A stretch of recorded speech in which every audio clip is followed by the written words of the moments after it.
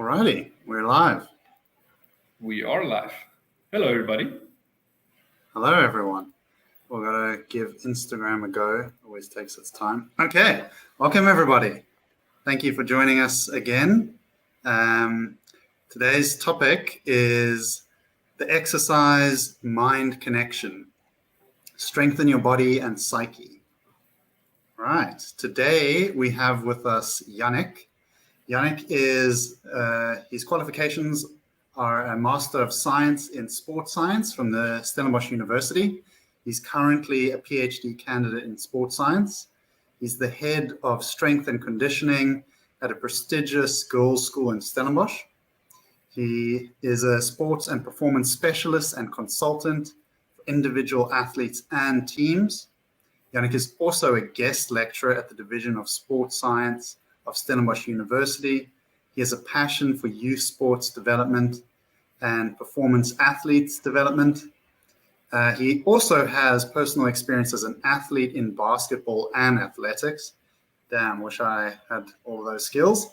And a combination of his formal education, practical experience as a coach, all combined together with some cool strategies and scientific frameworks makes him such an expert on this topic.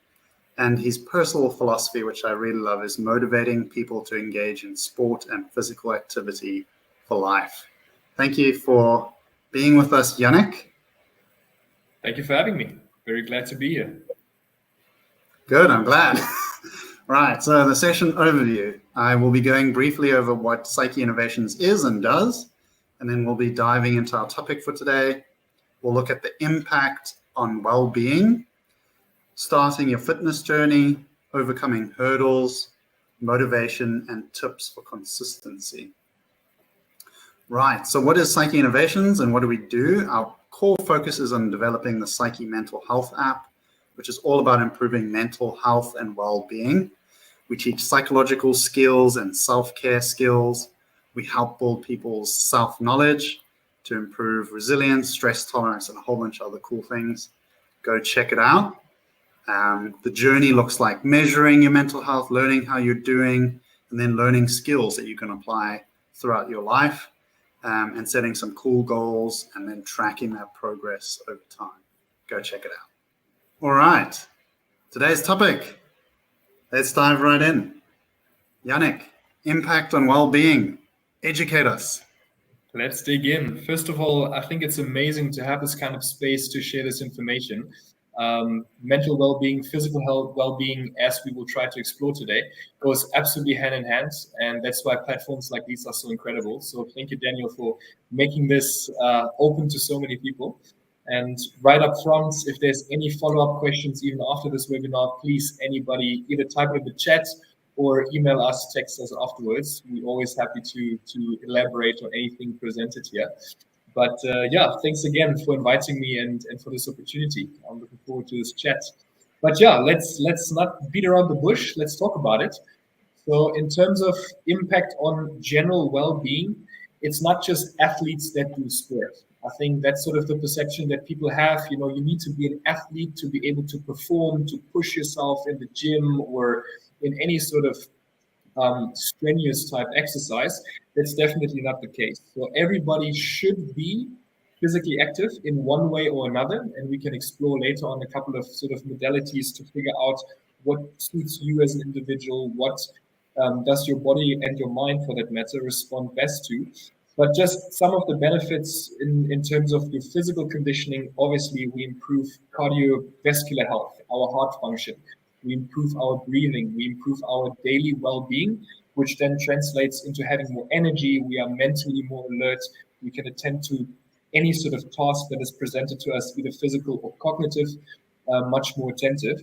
So a generally physical well-being always translate into greater well-being in daily functions that we perform. I think that's step number one, so to sort of differentiate away from, again, just athletes and you have to be a super sporty person every day, 2-3 sessions. It's definitely not the case. If we start to be physically active, that has a huge impact on how we feel and how we can perform daily functions, accompanied by brain health, less risk of immune diseases or generally being less sick.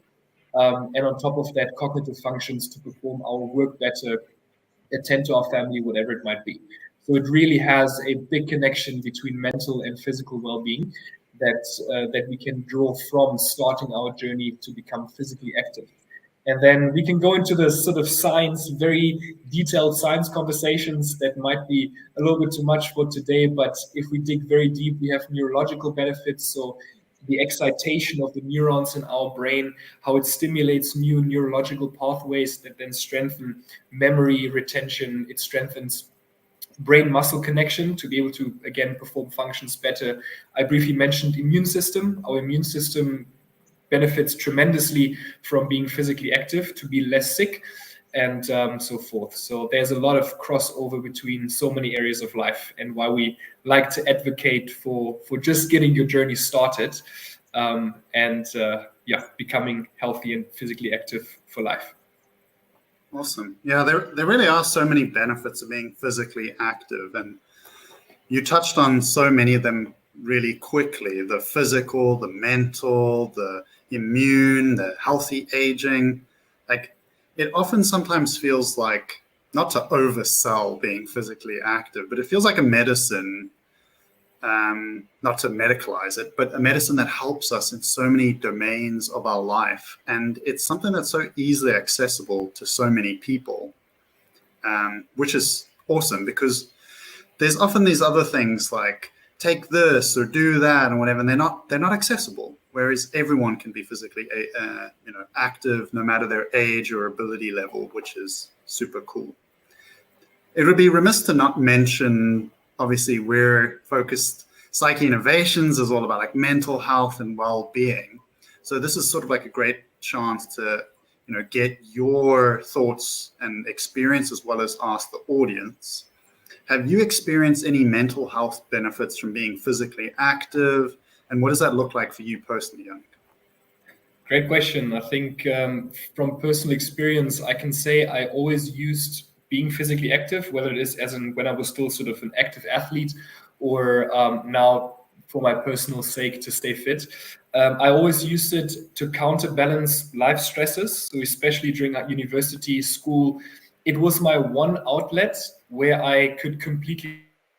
I always like to draw this comparison: when you go out camping and you only have your little rucksack and you only have your tent, you physically cannot do any work. There's no laptop, there's no electricity. So during camping, at least that's it for me, I can completely switch off. And if I'm in a chalet somewhere hiking and I book myself in, there's electricity, and then I start to overthink again. What do if I bring my laptop now, I can do some work. The same thing, analogy-wise, applies to physical activity for me to switch off from daily life. So if I go to train, there's zero interference. I don't think about what I did during that day or the task that I still have to complete. It's like a plug out of regular life, and it completely balances me. So for me personally, when I was still doing exams, now I do my PhD, so no exams, but a lot of paperwork still. I made it my mission to go to the gym, irrespective of how many exams I was still writing or how high I perceived the pressure to be. I always went to the gym 3 to 4 times a week. And I had my classmates who spent 12 hours at the library, and they skipped, sport. They just put their lives on hold, and it was only studying. And I saw the impact that had on them, where they were stressed, they didn't have a balance. It was just about focusing. And for me, always felt that sport gives me that energy and that outlet to switch off for those 1.5 hours. And then when it's time to concentrate again, I have that renewed energy and desire to continue studying. So for me, that's probably how I can draw the analogies: hiking, camping, and my training for daily life. I don't know if that made sense. No, it did. I love that sort of. It almost like forces you to kind of disconnect from all the stresses and take some time to sort of like, it's like mindfulness built in a way. And I can relate, because I've experienced that myself, and I really connect with what you're saying about how when times are really stressful, really busy, went and prioritized being active. And I've done exactly the same when I was doing my PhD or during work or really stressful periods. It was just a chance to just have a win, relax, have some me time, because that extra hour of studying wasn't going to make as big a difference as that hour of exercise, because it was going to improve my sleep and it was going to improve my mood and it was going to improve my concentration. And I think people, they see the short-term win of like, oh, if I just like stop exercising during exam period or during the stressful period and work that extra hour, that I'll be more productive. And maybe in the very short term that pays off, but it definitely bites you in the butt long term. And Absolutely. I was talking to my fiance about this topic earlier, and she said something really funny. Like when she was in undergrad, her first 2 years of uni, she was often like struggling on her phone home, really upset. And her parents were very wise. They would just be like, go to gym or go for a run and then speak to us afterwards. And she admitted that after she'd been exercising, the thing that had got her all riled up actually didn't matter anymore, that she wasn't upset. So the wisdom was obviously from the parents there, but it's crazy how it affects our mental well-being so quickly in like such a short period of time and long term. That's true. No, that's an amazing example, and it translates into the next topic we will touch on, which is, what do we perceive as exercise? Some people might be a bit reluctant to get into the gym, and I hope I can convince people of the opposite later on. But physical exercise can be just take a walk in the mountains, and eventually it might transition into, okay, instead of a walk, I do a fast-paced walk into a light run, and all of a sudden I build up a habit of being outside in nature. I mean, that's, nobody needs to elaborate too much on that, but obviously that is therapeutic in itself, to just be outside, the sun is shining on your skin, there's nature around you. That is being physically active, and it can give you that outlet of mental recharging and setting your focus back to then continue to study or to work or whatever it might be. So it doesn't need to only be the gym. It can also be a run outside or hike, something like that. Awesome. I think a question that a lot of people have and struggle with is like, oh, I haven't been physically active for a long time, or haven't been playing sport, or the last time I played sport was in school, or and they think like, oh, how do I start again? It seems like this overwhelming, like people are going to watch me or people are going to judge, or how do we motivate or encourage people to get started again? That's the big one. That's probably the one question that comes up the most, especially when you try to advocate sort of for mass participation. I think the best way to go is to do it as a collective, to build a community around you, whether it's one person or 5 or 10 people. As a great example, here in Stellenbosch, every Thursday evening, there is a trail running group that one of my lecturers initiated. It grew from 10 people to now over 150 people on a Thursday. And they developed into 3 or 4 different running groups, a walking group, and a medium intensity, high intensity race pace. And it developed into a community. It was absolutely incredible. So that's a great example of what community and being physically active does to your motivation, that you actually want to be part of something, and you just so happen to be physically active while you're doing it. But even if it's just to grab a friend and to say, look, you know what? We want to start this journey. We don't know how, but let's do it together, and we will figure it out along the way. And inevitably, you will bump into other gym goers or other people that hike or other people that run. And you can ask them questions. Look, I'm new to this. Can you help me get on my feet? What must I do? What's adequate loading that I don't get injured? But just dragging somebody with you and doing that collectively, I think that's a fantastic way to get started. Yeah, I completely agree. Shout out to Stelly's shakeout for the running group. We should tag them in the video afterwards. But yeah, I completely agree. Just joining a community, meeting some people. Everyone starts at the beginning. Not everyone's an elite athlete or been in the elite athlete space like Jannick. that's a small percentage of people. Most people are normies like me. We just like to go for a run or throw a rugby ball or kick a soccer ball or whatever your thing is. And that kind of ties into the first point here, is about finding the right exercise. And in my experience, when some of my friends or people have asked me about, how do I get into exercise? How do I get started? I don't really want to go to gym and lift weights. Like, that's not for me.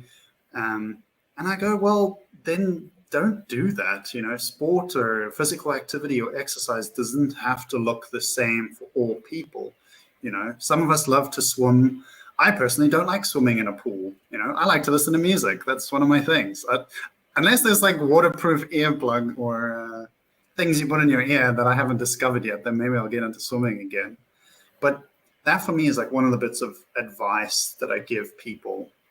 And then I think part of it is also setting realistic goals and expectations. You're not going to go from, can barely walk a kilometer to being a 100-kilometer ultra trail marathon runner in a week. It ain't going to happen.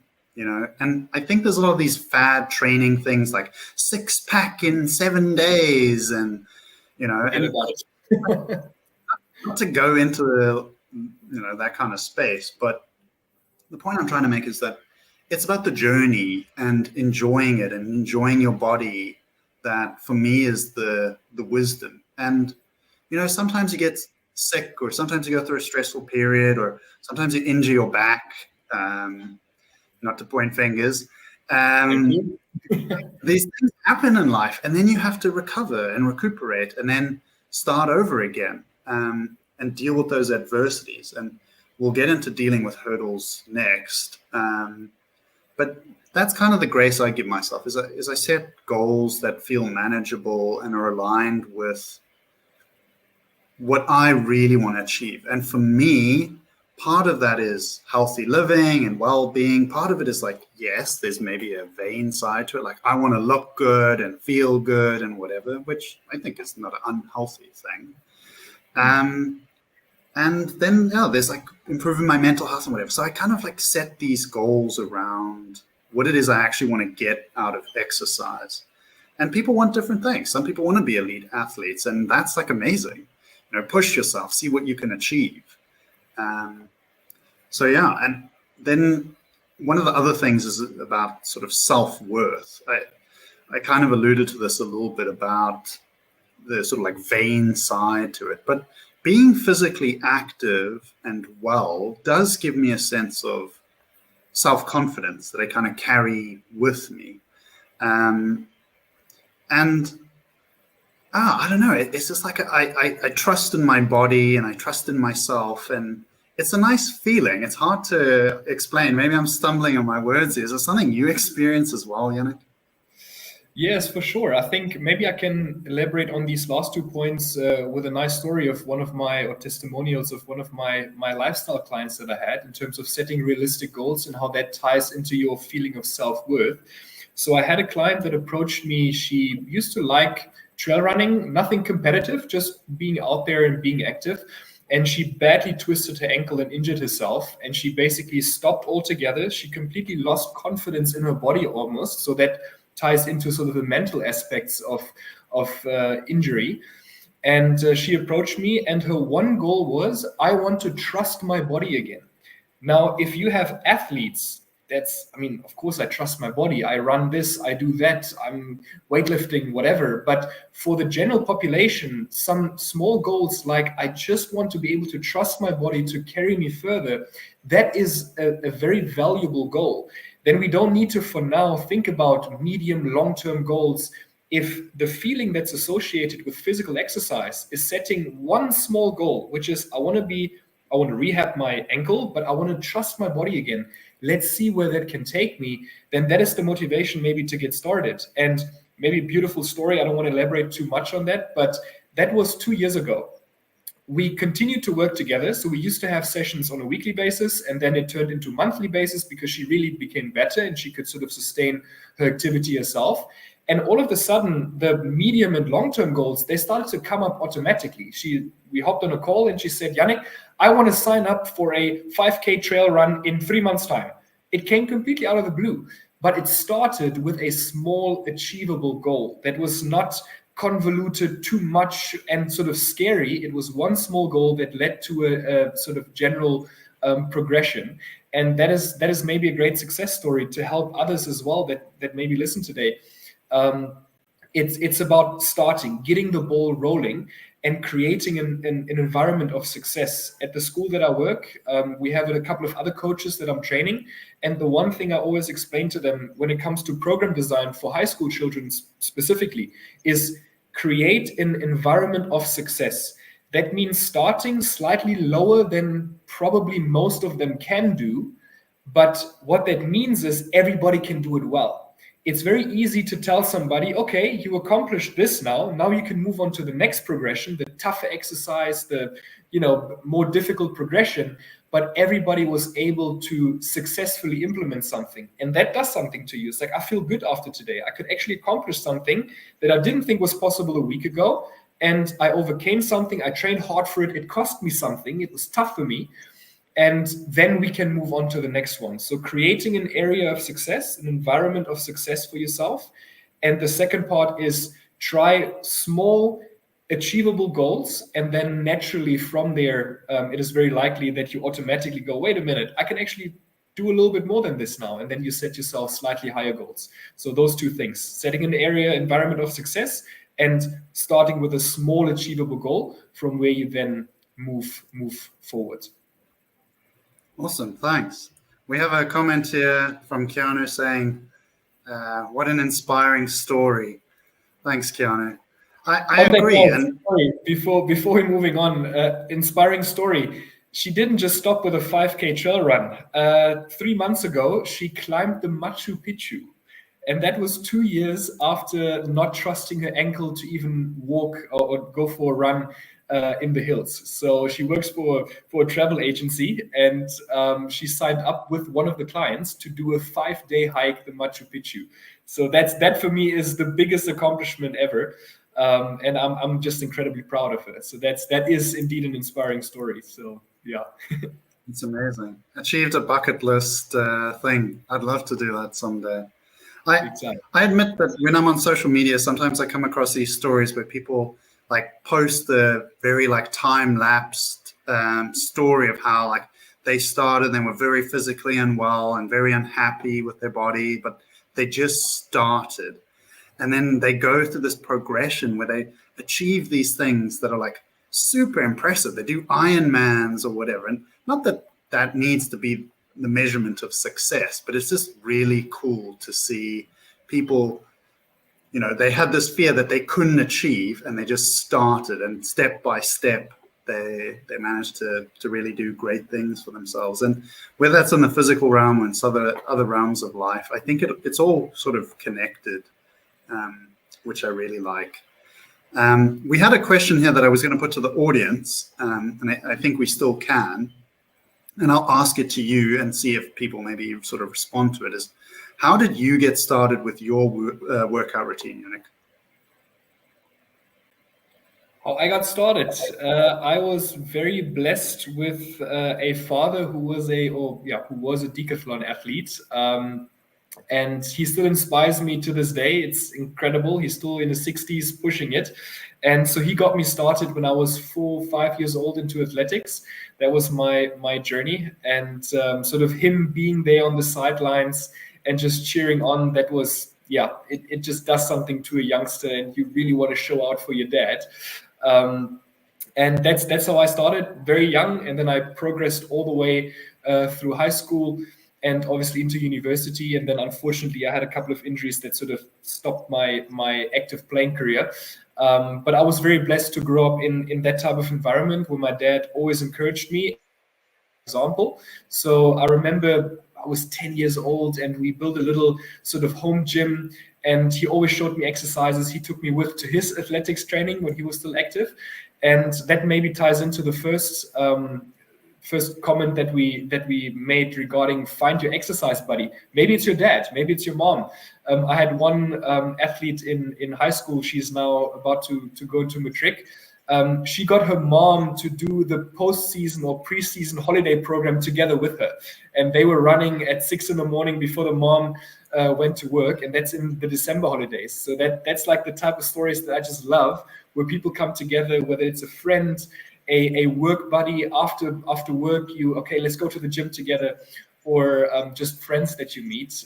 That's sort of what I always had. And my dad was my biggest inspiration and what kept me going. But find somebody that you really enjoy training together, and it will carry you far. That's awesome. Yeah, and we're curious to hear what other people's experiences have been, and I sort of echo that experience. Parents got me involved in sport and encouraged me and came to watch me, play hockey and all the other sports that I played, and that really made a big difference, and sort of carried that into the future, where the social support and the environment of success, as you discussed, of having those friends. Like now I run with my partner, which I really enjoy, and it makes a huge difference for me. I think we can move on to hurdles. We've kind of mentioned a few of them already. Jannick, how do we overcome hurdles? What are typical hurdles that people struggle with when we talk about exercise and physical activity? Good one. I think the most frequent comment that you get is, I don't want to step into the gym because everybody else can do it already and it's intimidating. And maybe the fear of being judged. Maybe if I don't do this exercise good right away, then I'm going to be looked at and judged and laughed at. For that, I always like to recommend to people, the first day, first of all, you need to actually convince yourself to go to the gym. So that's the first hurdle. But when you do that, immediately go and make a positive experience with somebody else. One good example is, for example, to reach out to the training staff and to maybe book 1 or 2 private sessions with the training staff to introduce you how to do the exercises correctly. Or, and I know this takes quite a lot, but go up to a random stranger, the biggest dude in the gym, and ask him how to do an exercise correctly. I can guarantee you that gym bro you're going to make his day, first of all. And second of all, the gym community is incredibly supportive. It has unfortunately gotten a bad reputation, sometimes for good reason. I think there are douchebags in every industry. But I would like to say that the vast majority of people are in the gym to better their lives for whatever reason. Some want to look good, some want to train for performance, some want to impress their crush, whatever it might be. But they are there to better themselves. And it feels good to help somebody else. So most people will find it extremely enjoyable to help you when you approach them. So make a good experience as early as possible in your gym career to immediately break that perception that I'm going to be judged, I'm going to be looked at. And you immediately sort of sucked into that supportive environment. I know it might sound easier said than done, but I can say from personal experience of seeing people doing that or reporting it back to me, they said my fear was completely unfounded. Everybody here actually just cares about themselves. They want to do the stuff for themselves, the lifting. And it was actually not that difficult to ask for help. So now it's not a problem anymore. So go as early as possible and make a good experience by asking for help. Awesome. I love that. Yeah, people really are more warm and considerate than we think. And often it's fear that stops us, that's unjustified or unreal fear. And I think, I don't know if it ever really goes away. I don't know if you're an elite athlete. I'm sure there's still moments where you're like, oof, got this imposter syndrome, or like, am I really good enough to be here? Or are people watching and judging me? Because people look at me and be like, oh, Daniel, you're super fit. And I'm like, there's people like a million levels above me.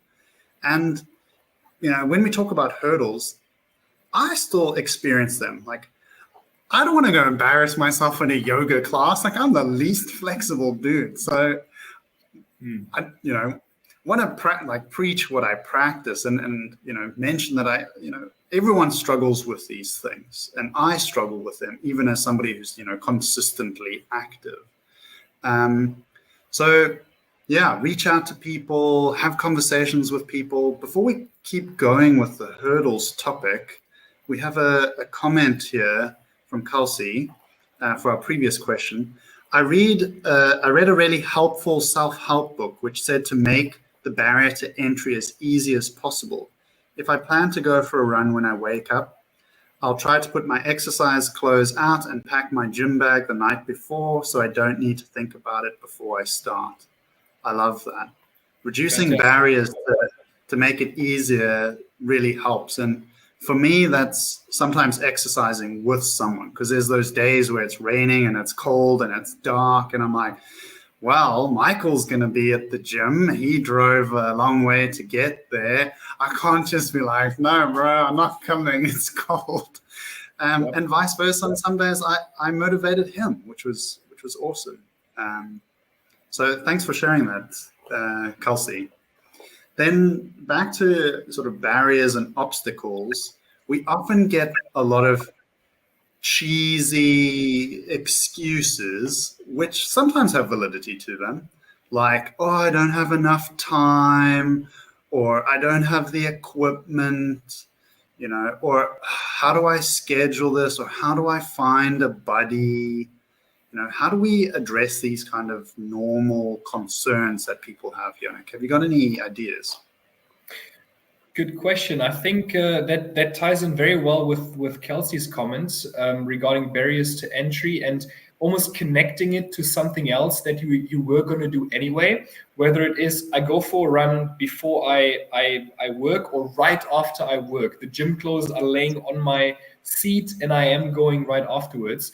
My wife is in Cape Town in a gym there, and they have 5 o'clock and 6 o'clock classes. She clocks out at work at 4:30, straight to the gym. If she runs late at work, okay, 5:30 out of work, 6 o'clock class. So it's really, if you come, I mean, let's be honest, if we come home, we lay on the couch for an hour, nobody's going to convince you to get up and go train afterwards. So try and connect it with something that you were going to do anyway. And also, maybe as a second little tip is, you can break your physical activity or exercise up into small, let's call them nuggets. So it doesn't need to be 45 minutes, 1 hour run at a time. If I have a 1 hour lunch break or a 45-minute lunch break, let me go for 20 minutes and I go for 20 minutes after work. That makes up my 40 minutes exercise for the day. We can talk later on a little bit about sort of standards, what you should aspire to train to sort of be in a healthy minutes of being physically active.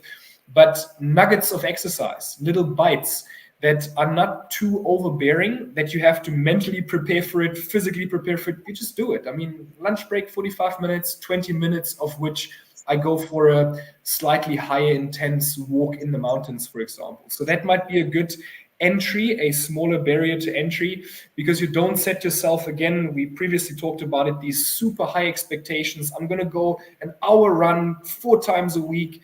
If you're just getting started, that's not going to happen. But 2 times 15 minutes, that's achievable. That's not a big issue, and it's not going to cost me too much of my time.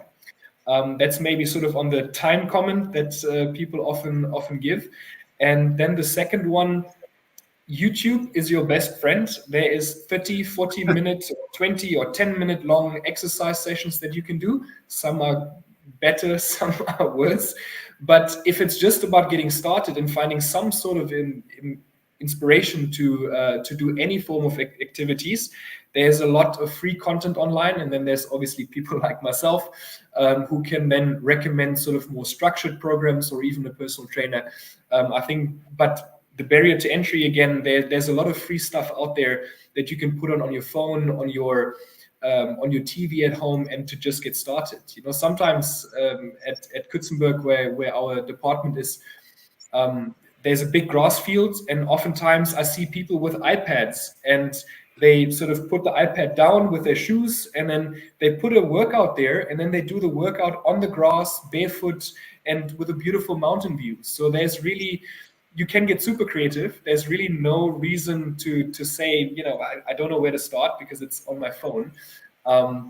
And it's all about the setting that you're giving. So that would be my comment on that.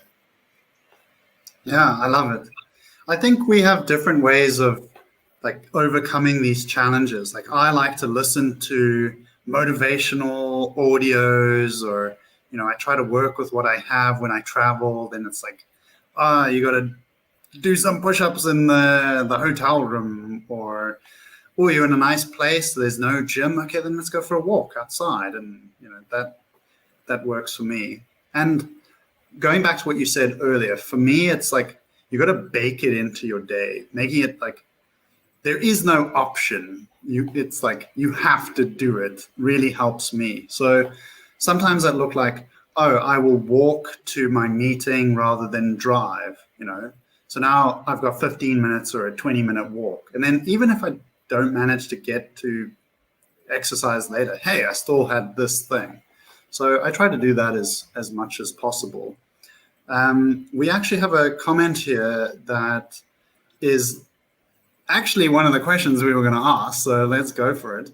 What happens if you have a bad day and you have low motivation to train? That's a great question. Good one. Very good one. People hate this word, but discipline is the one that I throw in there. Clench your fist, count down from 5, and immediately get up and do it. Again, practical advice. It might be easier said than done, but sort of to almost rewire your brain that exercise is part of my lifestyle. It is part of my daily routine. And we know the mental benefits. We increase our alertness, we increase our energy that we have. That's not going to convince us to do anything. I know what to do. People always say, well, I know alcohol is not good for me, but I still drink. Like, the knowledge itself is not enough. It needs to be followed by actions. And maybe from a sort of sport or exercise plan practical view, what for example helps is come up with a 10-minute short routine that you can do as an emergency alternative. For example, a training that I do is I have 20 minutes, and on every full minute, I do 10 squats.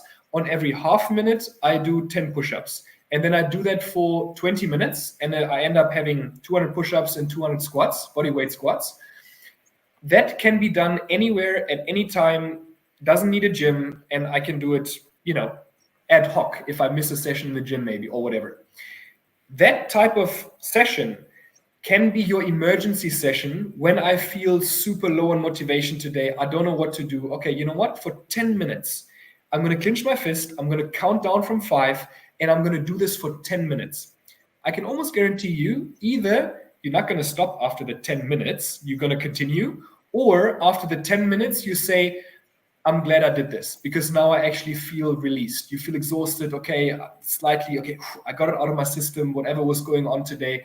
And then your day is immediately made better. So I know slightly difficult to maybe grasp in the moment, and sort of that word discipline that might have a certain connotation to it, but have a small emergency plan in place that you can do to still do an exercise, clench your fist, count down from 5, and then get up and do it. That might be a practical way that you can start. Keanu, thank you for that question. Start that next time, try that next time, and see if it's applicable. I love it. For me, what I like to do is I set like a really low bar, because obviously there's tons of different things we can do to motivate ourselves, like having a accountability buddy that we train with, and setting your clothes out the night before. And like the more of these things that we stack on top of each other, the easier it becomes. So you're not relying on like one motivational thing to get you going. But what I try to do is like minimum bar effort. And for me, I'm just like, all I got to do is motivate myself to get into my exercise clothes and get there, to the gym or get outside for the run or whatever. And then see what happens, And most of the time, once I start, because starting is the really hard part, then it comes natural. Like there's no way to do exercise and not benefit from it. If I get to gym and I start training for 5 minutes, most of us are going to be like, well, I'm here, I might as well do something. Even if just a little bit, you already kind of won. And you start to, oh, okay, this is nice. It's not so bad. So that's kind of the trick I take. And you might be saying like, oh, well, getting into your clothes and getting out there is already like, that's tough. But then, I guess you got to look at like different tools and tips to motivate yourself. Maybe that's blasting loud music that you really like, or rewarding yourself with a healthy treat if you go do your exercise. Before we move on to motivation, which is our next really cool topic, I'm just curious about your personal strategies and the obstacles that you had to overcome, Jannick, on your exercise and sort of like wellness journey. That's a good question. So I think talking purely from personal experience, and maybe other people share that as well, is how to deal with injuries and setbacks. I think that's a very real aspect of training. There's an inherent risk of injury when you are physically active. There's a risk when you don't do sport or physical activity, and then there's also a risk when you do it. So it's kind of paradox in itself, but the benefits of physical activity still outweigh the potential risk of injury. But I've had many injuries in my life. I had tons of ankle injuries when I was playing basketball. Then a quite severe knee injury sort of stopped my basketball career. And then I picked up Olympic weightlifting, and then I had a hectic back injury that I got surgery last year. So it was always sort of, it's just going well, and then something happens, and then you need to start all over again. Or in my case, it actually prevented me from then continuing the sport that I really enjoyed. And I constantly sort of had to reinvent myself, which exercises are healthy for me, number one. When we're young, we don't really think about that too much. We just want to play. We just want to get out there, rugby, shoulder dislocated, doesn't matter. Next month, I'm back. We don't really think about the long-term health effects.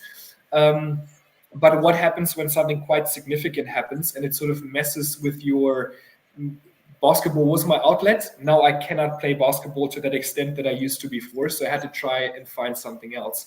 And I think it ties into mental self-talk. How do you talk to yourself? And you just mentioned, just giving yourself credit. I'm showing up. I'm doing something. I just get off my couch and I know this is good for me physically and mentally, and I already give myself credit for that. I think that was quite important for me, that I had to start talking positive about it. I can't dwell on the fact that I can't play competitive basketball anymore, but you know what? In the gym, there's kettlebells, there's dumbbells, there's barbells, maybe it eventually turned into Olympic weightlifting that I really enjoyed.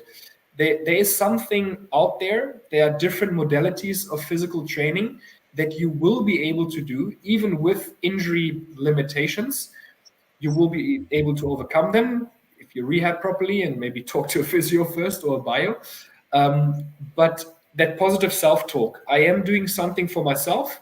I take longer than probably necessary to figure out what really works for me, what my body responds to well, especially under consideration of injuries in my case, and keep on exploring. Be exploratory. I think, if anything, that's a nice takeaway sentence, that there's so many ways to be active, to do a sport that you never thought you might enjoy. Maybe it is the yoga class, and to throw yourself in there and just see what happens. Don't be afraid. And it goes back to my first comment about the fitness community at large is incredibly supportive. So in any industry or in any sort of type of sport or activity, you will find people that are going to accompany you on your journey, and never stop exploring. Thanks for sharing those stories, Jannick. I think a lot of people will relate to that because, tragedy and disappointment and sickness, like, it comes for us all at some point. Some people physically able, and then suddenly now they're in a chair, and this is huge obstacle that they have to overcome. Or you get ill for prolonged period, maybe you got COVID, and you're like, oh damn, I got to start all over again. And it's hard. Like, these things happen and they're not fun. No, like we're not pretending that they're fun and I'm smiling. I'm just a smiley guy. But I mean, we owe it to ourselves to try again, find something new that works for us in our body as we age or as we have things that happen to us in life. And success is what we make of it. You don't have to be an elite athlete or making millions of dollars kicking a ball to be successful.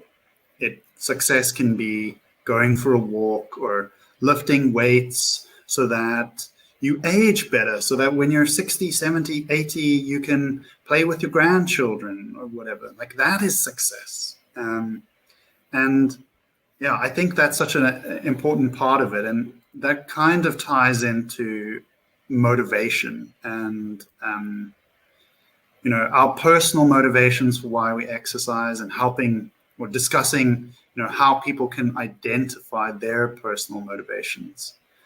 So honestly, it's a bit of a journey, and we've kind of talked about it before, that maybe it's for aesthetic and you want to have like the bum that everyone's craving, or you want the abs, or you want the big chest, or the broad shoulders, or you want runner's legs or whatever. Like that's fine. That's not bad, and that's definitely an important part of it. But maybe it's these other things. Maybe it's achievement and running that 10K and getting that medal and feeling like, wow, running a 10K was like a huge bucket list thing. Or my brain is going blank now for a second, but we all have these different personal motives, and they will change as well with time. I'm curious to sort of put to the audience, and also to put to you, Jannick, since you've done so many cool things, what personally motivates you? I know you touched on your father having motivated you, but there's obviously deeper levels to it, considering that sport and exercise is sort of like your world. Yes. I think for the gym aspect of things, being physically strong builds confidence. It is a feeling of I can accomplish daily tasks better. We spoke about it briefly before the webinar. I really enjoy woodworking. That's like a hobby I developed and picked up, and move wood around and concrete and all of these things. It does something to you when you can physically sustain life beyond sort of the average. So that's maybe sort of a little bit of a primal explanation, but physical strength, I believe, builds confidence. On top of that, motivation, obviously the aspect of family. I'm 30 years old now. I'm married, so we're planning for a family at some point. And I would like to say it almost shifts through generational waves, if I might say it that way. So while in the early stages, sort of childhood, teenage years into university, it was for performance and it was individual. I want to be the best I can be at this sport, or just achieve my pinnacle. But it was very sort of self-centered almost. And now in this phase, I can feel how it transitions more into I want to stay as fit as possible so that I can be fit for my wife, that we can go for hikes together, for long hikes, or that when we eventually have children, that I can be healthy for my kids and do any activity that my kids want me to do.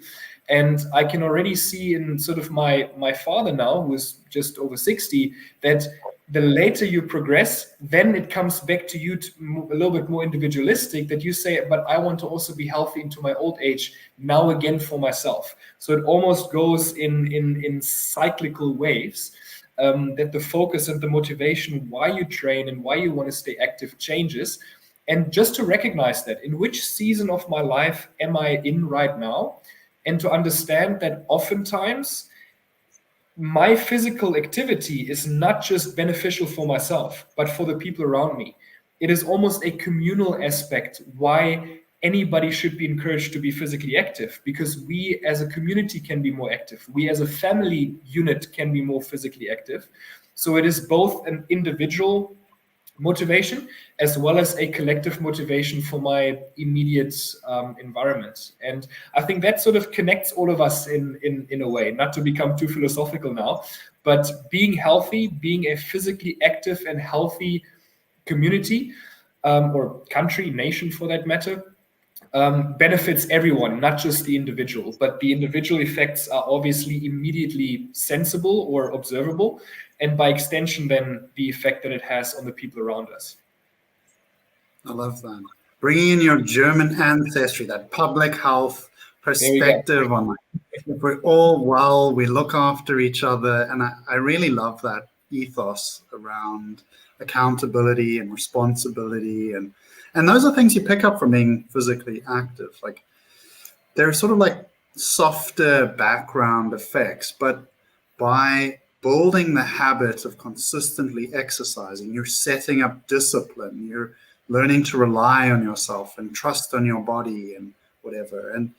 And we have a comment here about being sick and how you have to start over again and how frustrating that is when we were talking about hurdles. And that's going to happen. It's going to happen in all spheres of life. So you kind of got to build that resilience.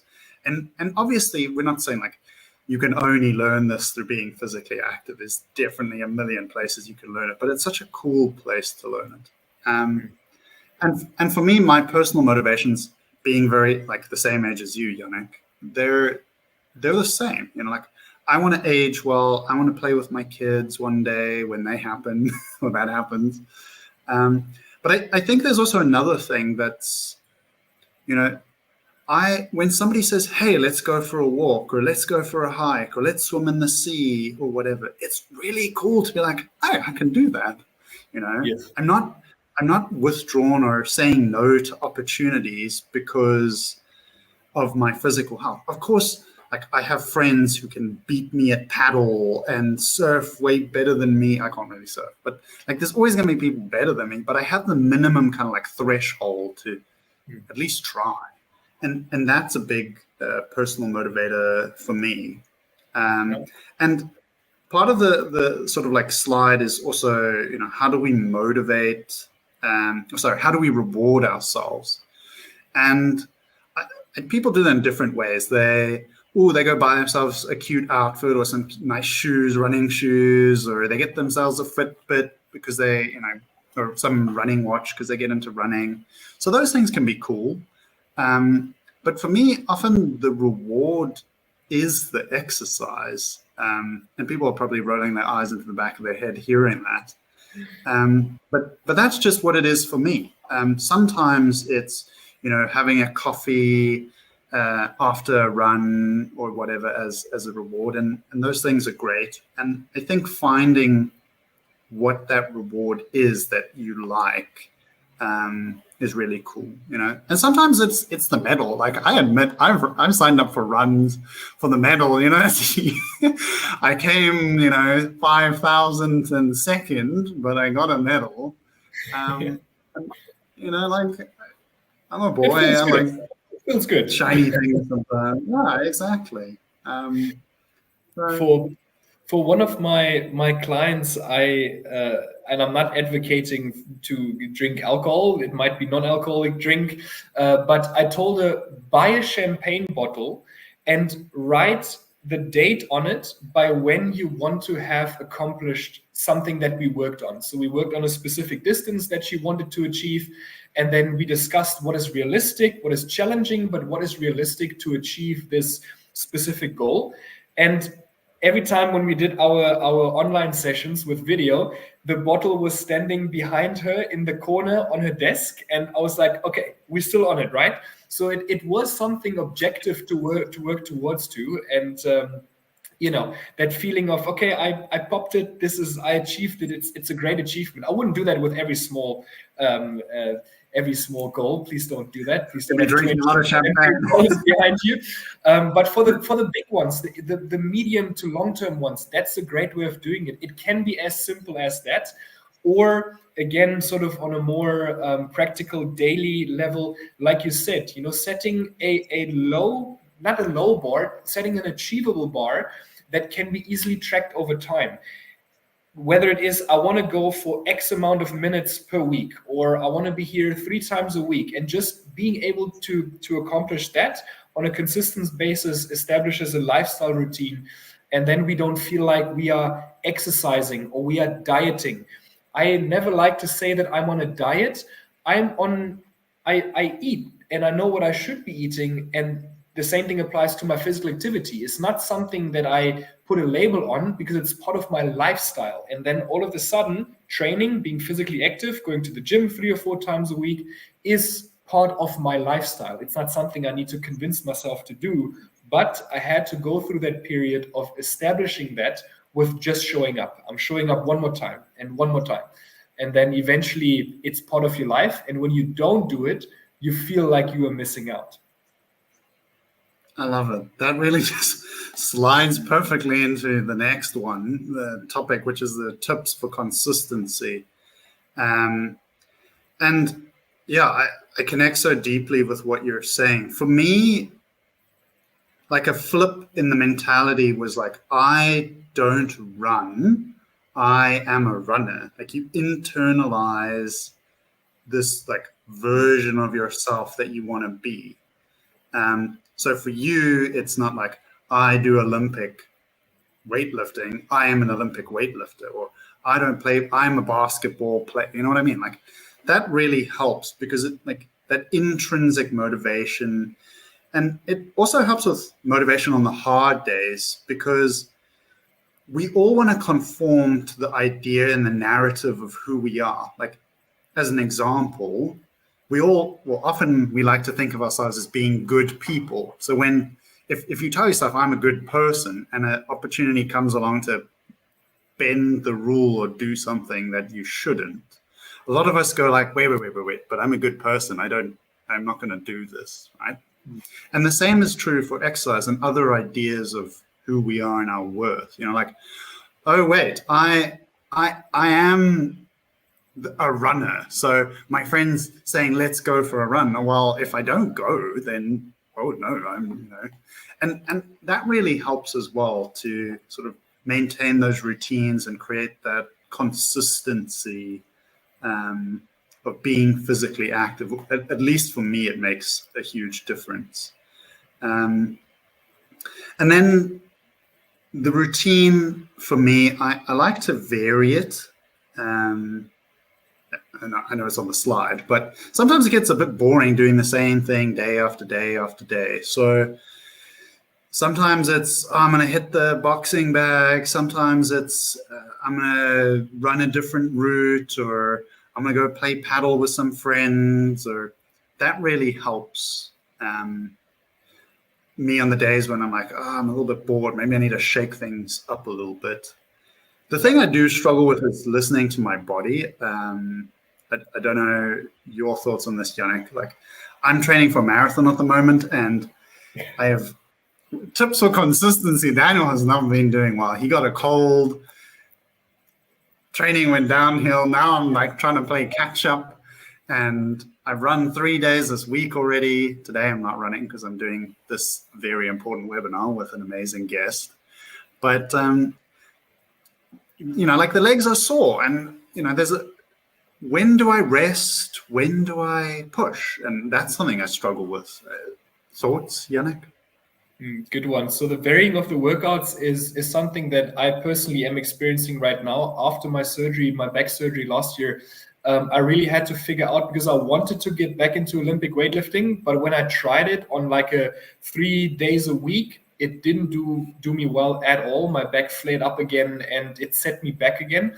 And then I really had to force myself, okay, Jannick, what is your actual goal? You want to feel good. You want to feel strong, but you want to feel good.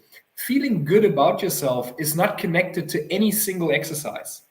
You and I, we're both not swimmers, and I couldn't imagine myself counting those little squares for 30, 40, 50 minutes. But some people really enjoy that. More power to you. Do more of what makes you feel good. And for me, it was that I don't want to force myself training weightlifting again. I want to feel good. So I feel good if I train some weightlifting because I enjoy the movements, but I don't need to do it on a daily basis. What does Jannick do? All right, I experiment a little bit with other forms of training, kettlebell training that doesn't put a lot of strain on my lower back. I feel great afterwards. And I had to sort of move away from my expectations of a previous athlete. I have to get back to performance. Two, I need to feel good after what I did, both mentally and physically. And then the pieces start to fall into place where you start to understand, okay, if I do this, that makes me feel good. Today, I have a variety, or I do the same thing again because that workout was really cool. I repeat it. So be kind enough to yourself to explore, to not immediately think about performance, but be kind enough to say, I allow myself to figure out what makes me feel good, what gives me energy, both mentally and physically. And then eventually the pieces will come together. So that's my tip in regards to that we don't always put too high of expectations onto us. I love that comment there. Be kind to yourself. So important. So wrapping up, we covered what Psyche Innovations is and does. We discussed the impact of physical activity on our well-being, including obviously our psyche, our mental health. We had a few sort of like cool points about how we start our journey, how we overcome hurdles when they inevitably pop up, how we motivate ourselves on the good days and the bad days, and how those motivators look different. I'm actually going to take that idea of the champagne thing and putting a name on it or a date on it. That's like really cool. For the and then marathon. how to deal. Yeah, exactly. I don't drink at the moment, so it might be a box of Ferrero Rocher. My That's partner fine. and I really like. That's fine. And then, yeah, we talked about tips for consistency. So I just want to say thank you very much, Jannick, to you for joining us, and for the listeners. I hope you got a lot of value out of it. I encourage you to go check out our app. It has a whole lot of cool skills, including skills on physical activity, and helps you set goals. And I just want to motivate you and encourage you to reach out to experts like Jannick. You can obviously reach out to Jannick, or find somebody who's near you. Start your journey, continue your journey, look after yourself. Thank you very much for joining us. Thank you for having me. Thanks, everyone. Cheers. Bye-bye, everyone.